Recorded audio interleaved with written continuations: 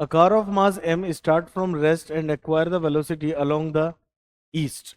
V is equal to V I cap. V is greater than 0 in 2 seconds.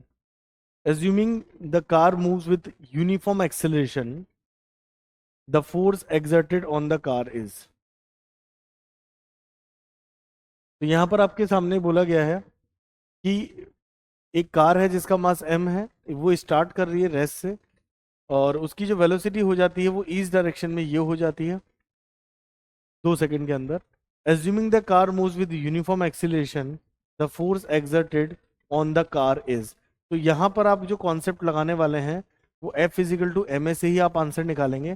तो सबसे पहले हम ये देखते हैं कि कितने सेकंड में ऐसा होता है.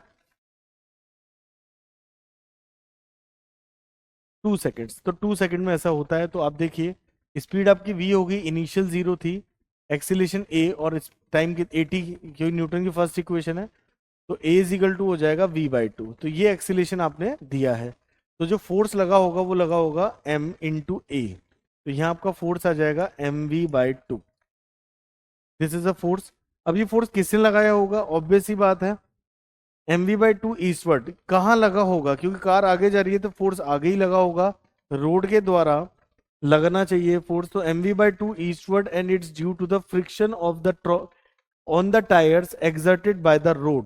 देखो आप अगर टायर रोड पे घूमता है तो टायर पीछे आना चाहता है, तो रोड उसको पीछे आने से रोकती है, तो फ्रिक्शन आगे की तरफ देती है. तो फोर्स कहाँ लगेगा? आगे की तरफ. यानी कि हम ये बोलेंगे ईस्टवर्ड डायरेक्शन में रोड द्वारा टायर्स पे लगाया गया फोर्स ही होगा mv/2.